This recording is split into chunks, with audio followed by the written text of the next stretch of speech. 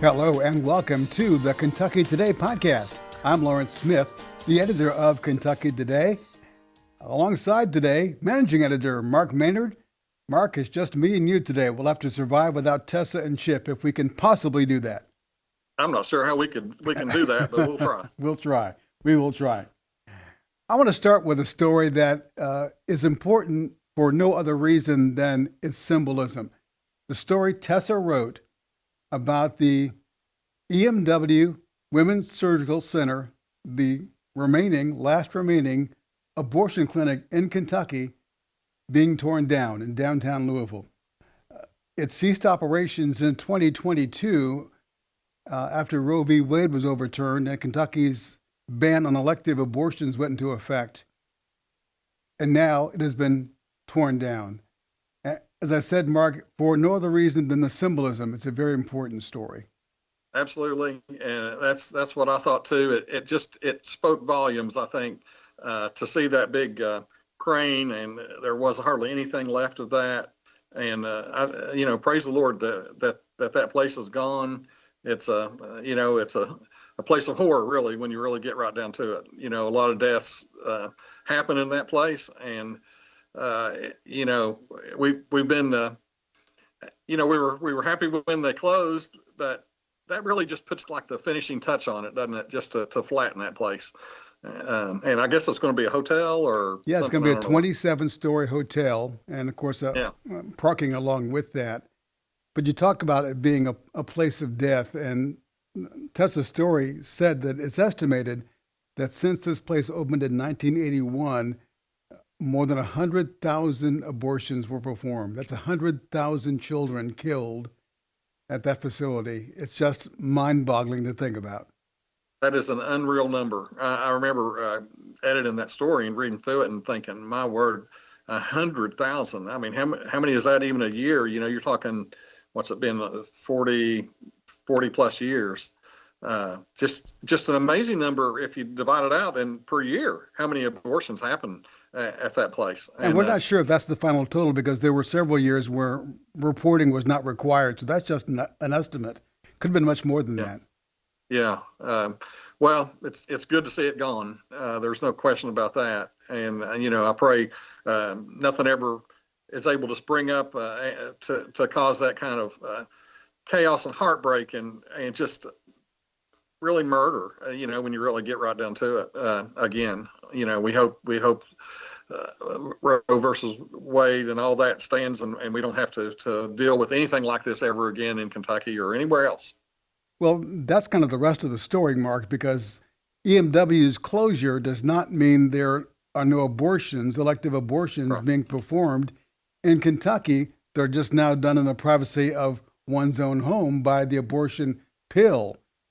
Yeah, the work's not done. That's right. So there are more abortions now by pill than in any of these clinics that used to exist in Kentucky and elsewhere.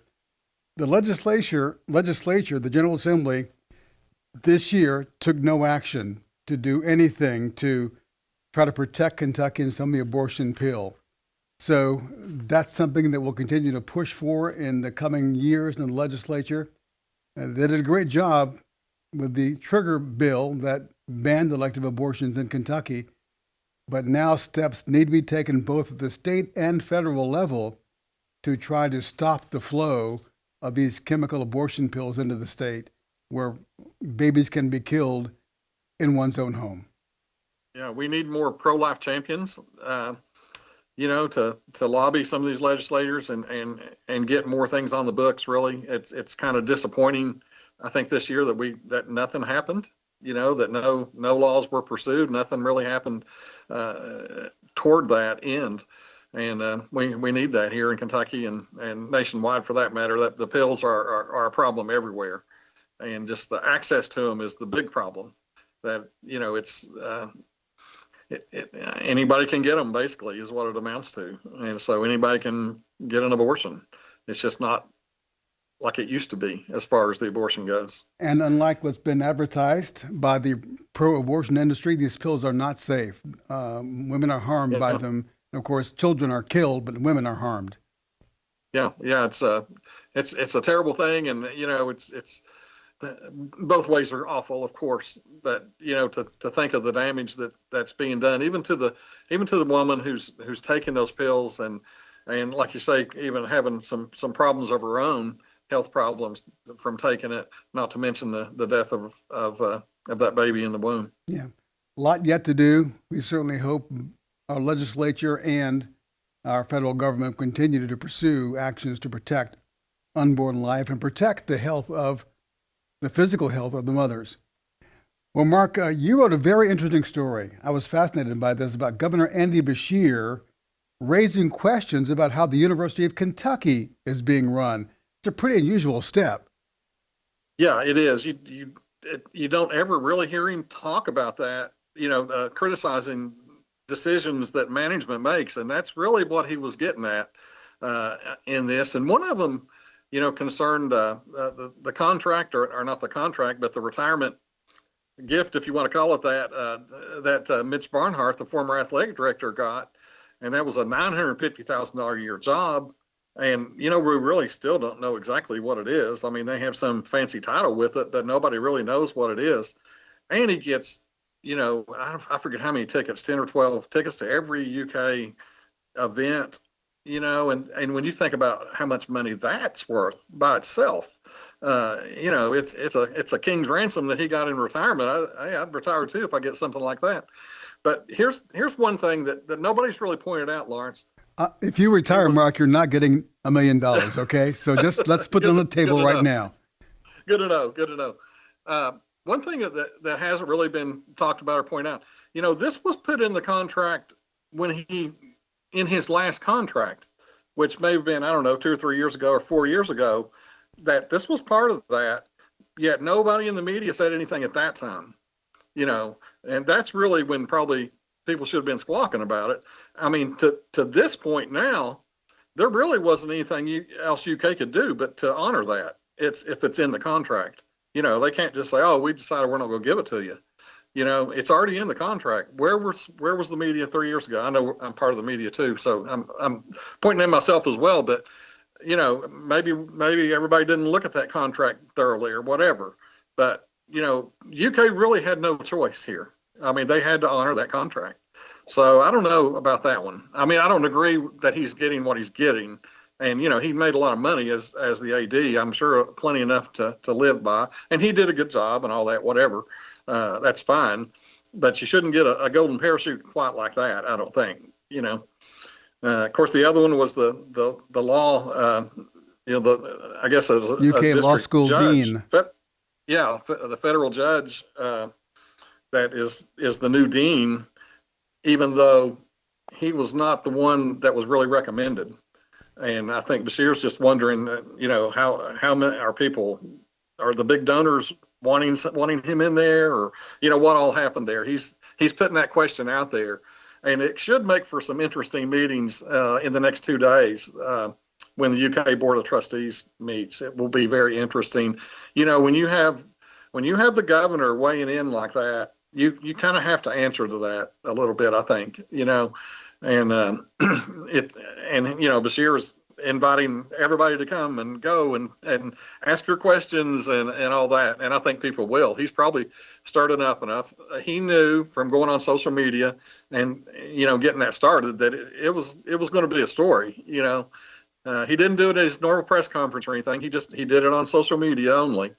But everybody, of course, picked up on it, including Kentucky Today. I saw it and I was like, oh, wow, this is, we got to write about this for sure. But interesting story for sure. Well, let me give you some background on this appointment of the judge's name. It's a U.S. Federal District Judge Greg Van Titenoff. And he was appointed by President George W. Bush after being recommended by Senator Mitch McConnell. And he is a constitutional conservative in his judicial philosophy. That may be part of the reason why the rest of the law school did not want him, and part of the reason why the governor is raising questions about him because of the fact that he was recommended by Mitch McConnell and he's considered a constitutional conservative. I think all those things are kind of behind this as well. So there's, as is always the case, or most often the case, there's politics behind this controversy. Always the two sides, isn't there? And certainly that's interesting. That he was a Mitch McConnell, someone he recommended, and Yeah, he's he used to serve on Mitch from McConnell's staff at one time. okay, and from all accounts, he's been a good federal judge. Actually, he's done a good job. So it'll be interesting. I don't know that there's anything anybody can do about it right now. I guess until the Board of Trustees approves it, I guess it's not, everything's not official. But I think those meetings will be worth paying attention Well, to. there's part of the controversy is whether the Board of Trustees needs to approve this. That's not clear. In response, UK has basically said, thanks for your input, Governor, but we're going to do it anyway. So that was Yes, the essence of their response. But Yeah, it was. that's part of the question is whether it needs to involve trustees at all. So it's such an interesting to peel back the onion a bit and kind of see what's going on underneath some of these appointments. And the fact that Bashir raised this question now means it's a political issue. That's right. That's right. Well, we'll have to stay tuned to that. Let's jump now to the state of Texas. And the Fifth Circuit Court of Appeals, Federal District Court of Appeals, has ruled that the state of Texas can require the Ten Commandments to be posted in public school classrooms across the state.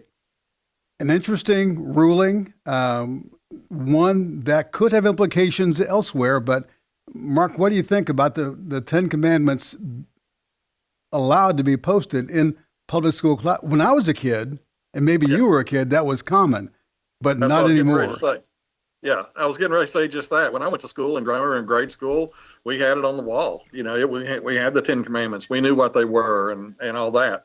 And gradually, just like they took prayer out of school, they take that out of school, and they don't want anything to do with religion in school and whatnot. But we've seen other states. Louisiana was one, I think, and maybe Mississippi. Some of those southern states that wanted the Ten Commandments to be part of what's going on at school because of the historic value of that. And I think that's the thing people maybe be missing a little bit here. But really, I don't know how you could have too much problem with the Ten Commandments. Just quite frankly, I mean, just read them. There's you follow that, you're going to do all right for yourself. So I think this ruling could really open things up for other states, of course, to follow suit. And, if that means Kentucky, maybe, I don't know, we'll see. I know Attorney General Russell Coleman was certainly happy to see what had happened there in Texas. And through, a lot of the AGs nationwide were watching this very closely and seeing what was going to happen with that. And I think what they saw, they liked. So don't be surprised if we see that popping up in other states and other courtrooms in the future. In fact, I asked the Attorney General's office about this, and it does not have a direct effect on Kentucky because Kentucky is in the Sixth Circuit. This is the Fifth Circuit. But if a case ever popped up in Kentucky, that ruling could have a significant impact. If it's appealed, of course, it may go all the way to the Supreme Court. But that ruling could have an impact in Kentucky if such a case were brought here. Now, we'll tell you this, there were, I think, 2 bills that were introduced in the General Assembly this year, but they both died in a House committee, meaning that the House leadership didn't want them to be brought to the floor. But perhaps this ruling can embolden some legislators next year to try it again. Of course, we got our Ten Commandment thing back in the Capitol grounds, right. this year. So I was thinking last night, is that a step maybe toward getting it maybe in the schools? We'll see, or on other government buildings or whatever. But it was good. It was good to see that. I think that was a victory too in Kentucky to get that back. Yeah. Let's turn to a couple of Baptist news stories that I want you to talk about that you wrote, Mark.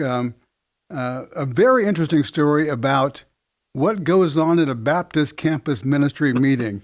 A couple of pastors went and were surprised by what they found. Yeah, a couple of pastors from Southern Heights Baptist Church in Lexington were invited to a BCM meeting by campus minister Daniel Johnson. Just he's like, hey, why don't you guys come and see what we do, see what we're about, see what you think? And they said, yeah, we'll come.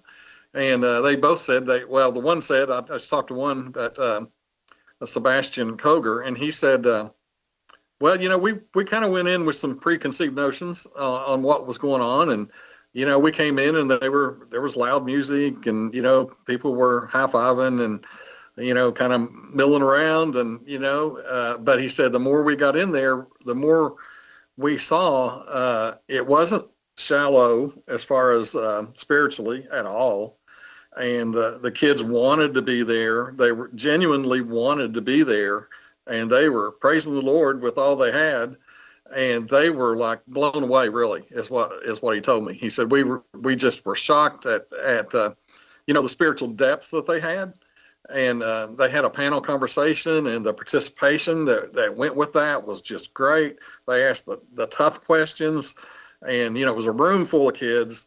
Our Baptist campus ministries, not just in Lexington, but the 7 other places we go, they're fantastic. I mean, they have some of the best kids you will ever be around. And right now, Daniel Johnson has 3 freshmen, and you don't see this out of freshmen very often, but he has 3 freshmen that are just evangelistic and on fire. And they go out and they see somebody 50 yards away and say, we're going after him. It's like, here we go. It's like Paul's out there, with something, I don't know. But it's really interesting to watch and to hear about that, and to hear, about how deep they are in their theology even, and these guys were just so impressed. And, Daniel says he invites people all the time, come and see for yourself, what's going on. And I think that's a good thing. Churches should do that. If you're a CP giving church, you are giving to the BCMs throughout the state. Come and see what your money's doing, and you'll be pleasantly surprised with what's happening. Daniel does do a great job, and I know last year I think they had their 90th anniversary. BCM's been around a long time, and he's got some cool things planned that I'm writing about. I'm going to write about these 3 freshmen for one thing, because I want to get their stories, and you'll see that in the coming days and weeks for sure. But a lot of good things happening at our BCMs, and I'm glad our pastors are seeing that, and I hope more take these guys up on their invitations to come to a meeting. And I've been to some too at Eastern with Jake Hancock, and he does great. I mean, Matthew Moffett, you can just go down the line. They are all fantastic guys, and leading well. And I'm really proud of our BCM and what they are doing for the college students. That's a tough age, to get, but man, they've got some of the best kids on campus, I guarantee you, and they're doing great things for the Lord, not just studying. They're doing great things for the Lord as well. Well, university and college campuses are such a ripe mission field, and it's just amazing what they're doing there.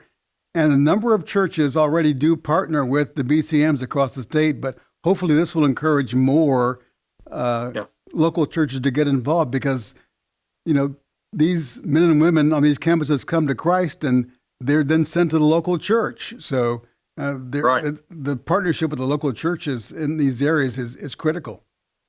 Right. Yeah. You have them sprinkled all throughout the local churches in these communities. You have the kids from the BCM who either already graduated at UK or whatever, but going to churches and becoming their leaders. They're leaders immediately as they go in there. They've already experienced a lot. They've grown. They've grown in their faith, and you can't beat that. We need more of that in our churches too. We need young people in our churches, young adults like that.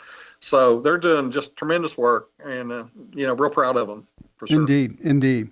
Second story you did, I want to talk about a pastor, bivocational pastor, who took advantage of some of the KBC's materials to train lay people to preach, and he found out that effort did much more than prepare these men to preach. They became leaders in the church.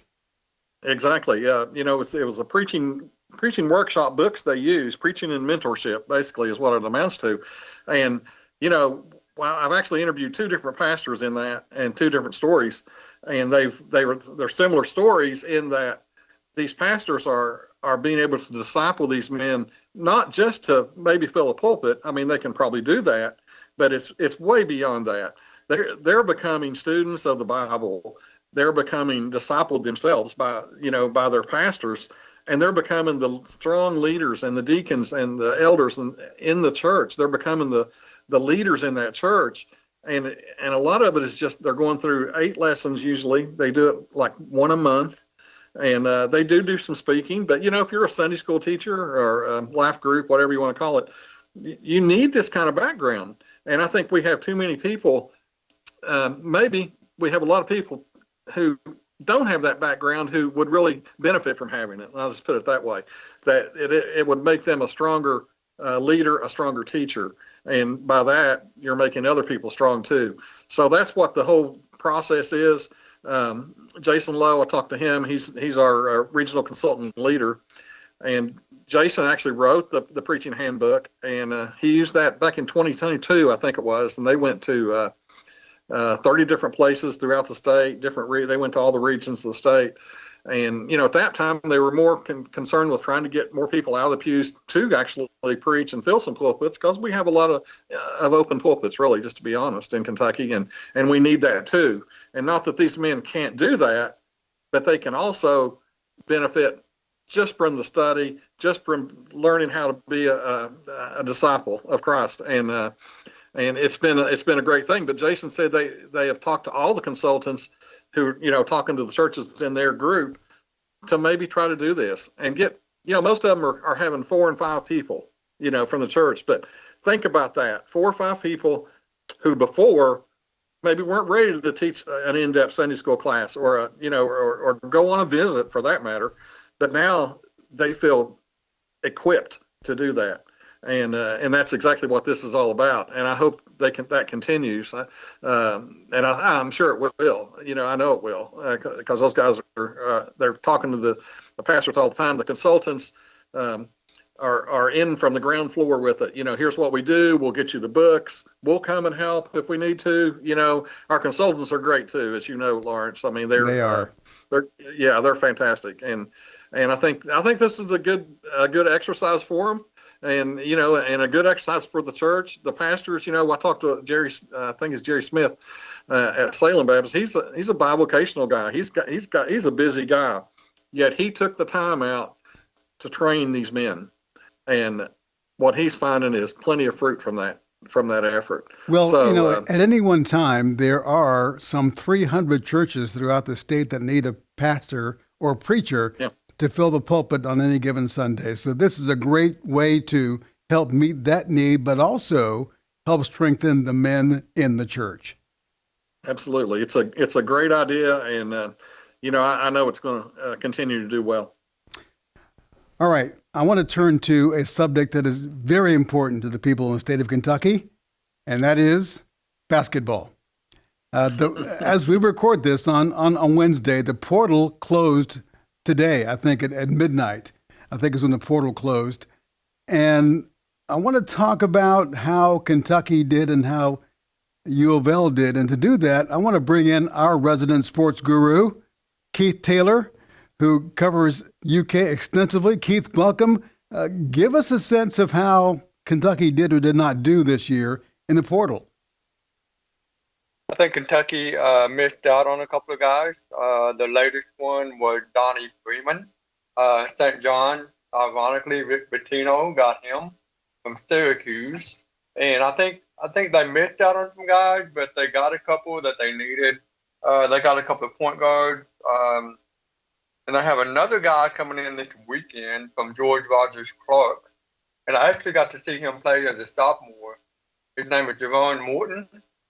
He played at Washington State, so he'll be in this weekend.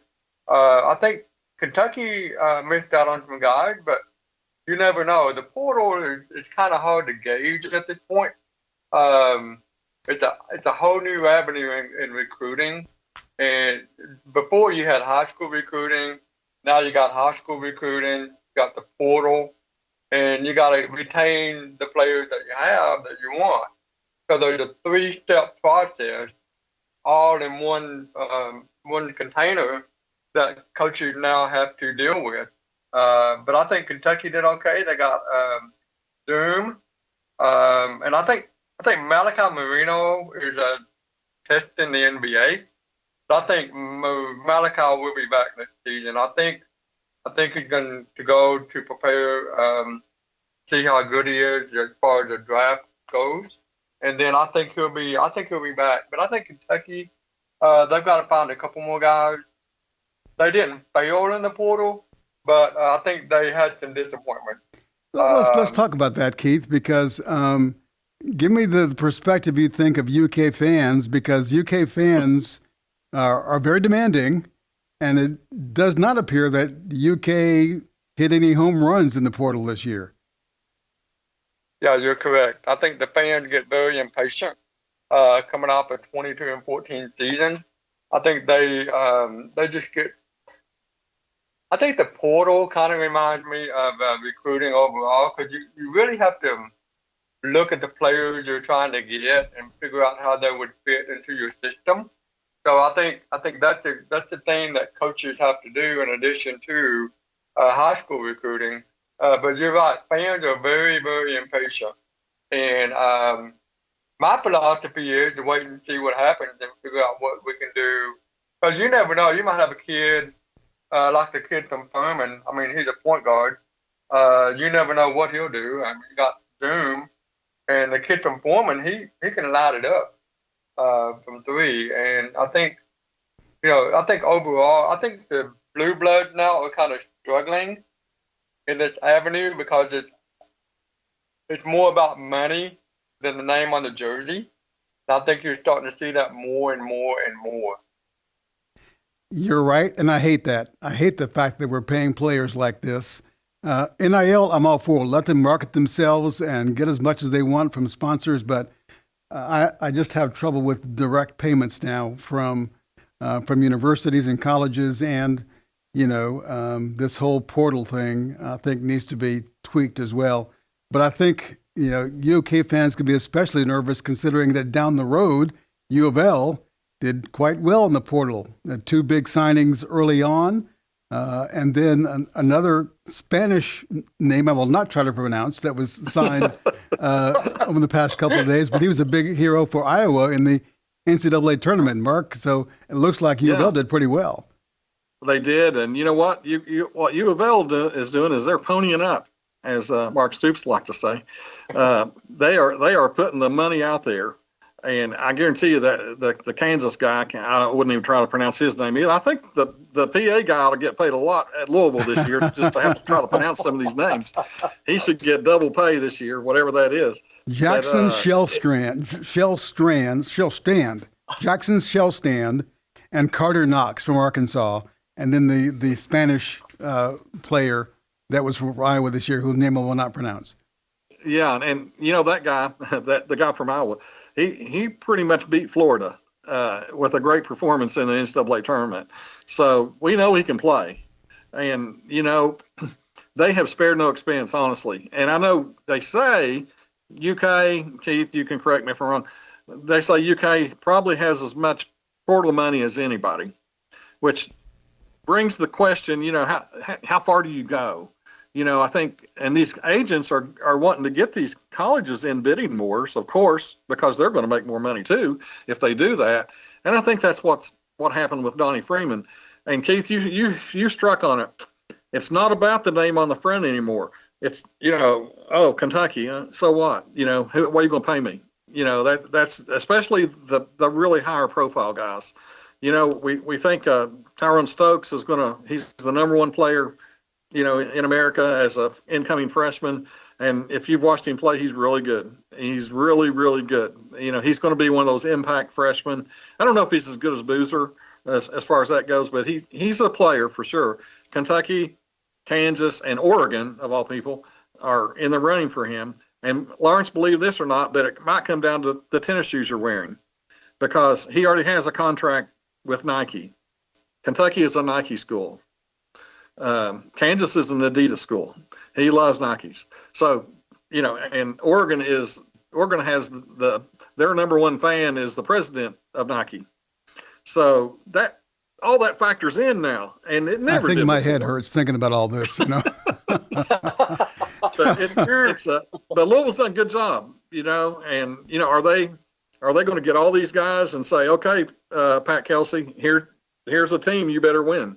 Well, as we learned from UK last year, they spent a lot of money reportedly on that team, but it never really gelled. So it's just more than getting talent. You got to have guys that will fit and be good in the locker room. Yeah, and and you see, I do see like Duke do that. I do see, other schools do that. Kentucky didn't do that very well last year for whatever reason. I don't know. They had injuries too. I mean, we can make excuses all day, I guess. But Kentucky fans don't want excuses. They want another banner. That's right. And it's anything short of that is a failure. To them. I feel sorry for Coach Pope because he is getting just blasted on social media just daily, and he doesn't deserve that really. But that's just that's part of what you get when you come to Kentucky. And I think Louisville is very similar, to be honest. They have great expectations too. That's where you get the big paycheck. That's right. And what's sad, some of these guys are going to be making more than their coach. And when you start thinking about that, wow, are you kidding me? I can see it in the NBA. It's a little different animal there. But we're already seeing it in college. And, Lawrence and Keith, how it goes. It trickles down. I mean, we're seeing high school get just ridiculous now with the recruiting that everybody's doing, trying to get this kid to come to this town, this kid to come to this town. It all trickles down, and it's gonna hurt basketball. I don't care. It's the portal it's just such a bad thing, and I don't know how you fix it really. I don't have the answer. If I did, I'd be a millionaire. I could take that retirement money then, Lawrence. And someone would try to steal you in the portal, so Yeah, exactly. There's no journalist portal last time that's I looked. true. So. Why not? There needs to be a journalist portal. Exactly. Yeah, we need one of those. Yeah, we need a portal. But anyway, it has been made for an interesting off season. It's made for a busy one for our sports editor here. He's having to keep up and send stories at midnight and whatever happened, because things always happen after dark. I mean, that's kind of the way it's been. Yeah. But it's been a good. It's been fun from that perspective, but it's probably no fun if you're one of these coaches trying to get these guys. And, they thought they had the Freeman kid, they really did. And they let the other kid go to Florida State that they were looking at, and because I think time ran out, basically. Yeah. So anyway, so it's going to be fun to watch, see how it measures up at the end. Well, Keith, thanks for joining us. We appreciate it and appreciate the work you do covering UK. I want to end by patting ourselves on the back. Last week, several of us went to the Baptist Communicators Association meeting in Mobile. We entered several categories, and the Kentucky Baptist Convention communication staff came away with 17 awards, including Best Electronic Publication for KentuckyToday.com. So, Mark, congratulations on that and your role in making that happen. And also we won for the top large website for the KBC website. So, and there were many others, 15 others from every category of communications, including our producer here, Frank, won several. He went to the podium several times to win video awards. So congratulations to our team. I'm just so honored to be able to work with a group of real professionals who love what they do and love doing it for the Lord. So thank you. And folks, we thank you for what you do, for watching and reading Kentucky Today. We invite you to do that. Go to KentuckyToday.com, where you can hear, you can read, and through our podcast, you can also watch. We're also available, of course, on all of the usual platforms for podcasts. And for more information on the Kentucky Baptist Convention and the cooperative program that makes all this possible, you can go to our award-winning website. Until next time, Lord willing, we'll see you on the Kentucky Today podcast.